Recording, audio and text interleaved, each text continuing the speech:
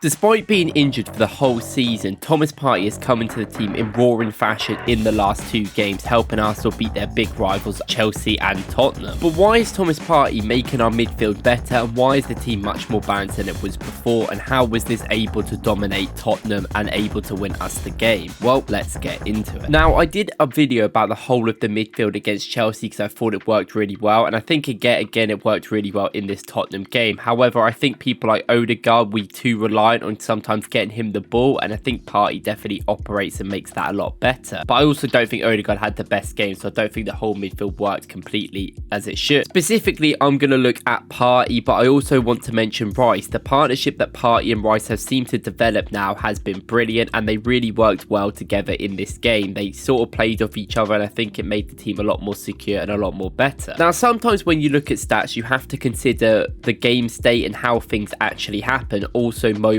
matter a lot in football games. In the last two games, Arsenal have actually conceded the most expected goals all season. In the Tottenham game, the expected goals was 2.3 for Spurs, and against Chelsea it's a 1.6. Now, this may seem kind of concerning because obviously Partey has just come in and we're now conceding a lot more chances, but I actually think it's to do with different ways. The first way, you have to consider the way that these chances are happening. Individual mistakes happening here and there, like the Tomiyasu against Chelsea, and specifically against Tottenham, the Ryan mistake and the penalty we gave away is going to be a 0.8. And overall, they still only had 2 shots on target. But in a way, I almost think Arteta has planned for this to happen. And I think in the last 2 games specifically, I'm not sure if we will do this going in for the last 3 games because of who we're playing. I think he did this on purpose, depending on the opponent we were playing against. Now, while EBL, who's a brilliant tactical guy on Twitter, if you haven't checked him out, he says we are better off controlling the games with the ball and we've been suboptimal performance-wise. Now, I will agree we are better controlling with the ball, but I don't actually think these performances have been suboptimal at all. I think Arteta has planned for the fact that Chelsea and Tottenham are very good quick attacking sides on transition, which has been a problem for Arsenal in the Champions League games and games where teams could really defend well and then get out quickly and score good goals, like the Aston Villa game, who obviously have great attackers. Now, Chelsea specifically aren't the best direct counter-attacking team, but they are a very quick team and can get the ball forward very easily. They have really done well against teams that want to have the ball against them because they prefer not having it and be able to quickly break on that opponent. They did really well against us when we played them, and the 2 times they played against Man City, they have performed as well. And it's the same with Tottenham. Tottenham play a very aggressive and very high risk approach, but they want to be able to break quickly and score goals with their quick players. And I think Arteta knew this, and that's why he wanted to get us a more counter-attacking system where we are quicker off the ball and trying to get the ball back. Now, if someone like Jorginho was in the middle, he'd obviously play a lot deeper and wouldn't really progress the ball with movement. He'd like to do long passing from deeper. He'd honestly be a bit more of a screener and a bit more of a sweeper, just waiting for the ball to come to him, being close to his play. I isn't like this. There was many a times in the first half where we'd actually build up with our 2 midfielders. Our centre-backs would push out wide to give us more space, and Tottenham would try to do a man-to-man marking. This made sure that they had to cover more and more area, and it was harder for them to shadow mark and get to the players before we passed it. This obviously meant that Partey and Rice had to come a lot deeper and within the ball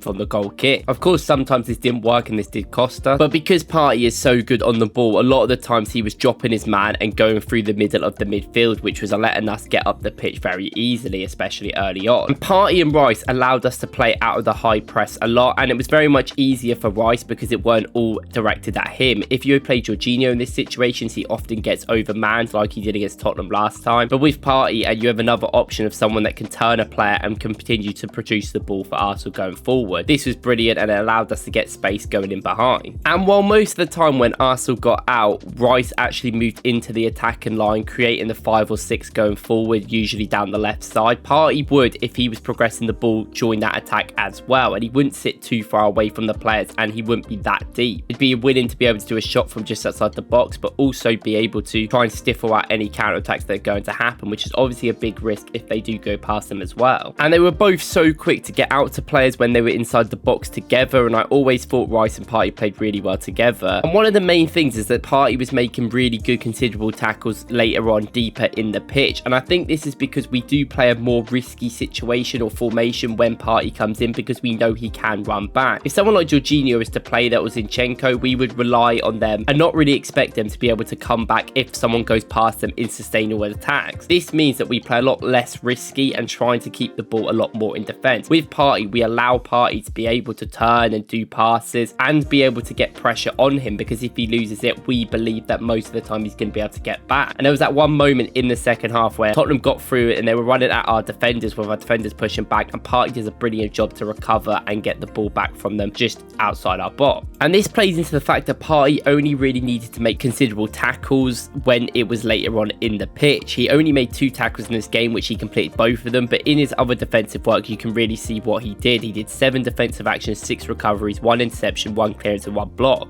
Now with another defensive midfielder and obviously the defense that we have, he doesn't need to be doing all the tackles all the time, but I do think he plays a much more aggressive attacking role than someone like Jorginho would if he was playing in that position. And with him playing more further forward and being able to do this is definitely because of his great passing, and he definitely proved it yet again. His passing in this game was exceptional. In this game he made 5 passes into the final third, he made 3 out of 4 accurate long balls, 38 passes out of 41, getting a 93% completion, and was very good at progressing the ball. And I really liked as well when he was defending and he came over to help Declan Rice. There was a lot of times where Declan Rice would be with the winger trying to get them down the left side because Tottenham kept targeting that area, especially earlier, and Partey would always come over and be the main aggressor in a tackle. Obviously he's got out balls such as Havertz who can run with it, which obviously make him a lot better because he's got an easy small pass there. But Partey's physical nature really helped us in this game because he's so much more mobile than Jorginho. He can get out to players and make the decisions rather than it all being down to Rice. And while I do think that Arsenal are conceding more XG down to tiredness, and that's probably why they don't want to control the ball too much with play, I still think they've actually been very good in these games, and it's honestly worked giving the other teams the ball. Maybe less against Tottenham, more against Chelsea, but these teams don't want to have the ball all game and they don't really want to be having 60-70% possession compared to what we do, so us being able to counter-attack them and show our ability that way is brilliant as well. And Partey has come in exactly when we needed him to. We had tired legs, we've been struggling a little bit recently, obviously near the end of the season. You even see the same with Man City, they've been struggling, tiredness, and there's a lot of game, and he's come in and be able to give us some fresh identity in midfield and obviously burdened less of the players around him. People like Rice don't have to do as much now, people like Tomiyasu, the defenders, don't have to run around when you've got Partey being able to do that as well. And I also think down to the XG, people have been blaming it on Partey, but in my opinion it's also down to the fact that Arsenal are winning these games quite easily. Most of the XG that Chelsea had was when Arsenal were already 1-0 or 2 or 3-0 up, and against Tottenham we were 3-0 up in 38 minutes, and then all their goals that were mistakes by us and their XG happened later. So when your team are 3-0 up in the 38th minute and say we've only created 3 chances, because we actually took them, why would we need to create more? At that point you kind of just play the game out with the tiredness that we have and see where it goes, and I think that is something that people need to consider when looking at these statistics. But no matter what, Thomas Partey has come into the team, I think, and made Arsenal a lot better, and I think going into the end of the season this will be the midfield and the team that will probably play, because it obviously shows it is going to be better for the time coming. Thank you guys for watching. Let me know what you think of this video in the comments, and let me know what you think about Thomas Partey. If you like this video, please go and watch my video about Kai Havertz I did earlier, and if not, I'll see you in the next one.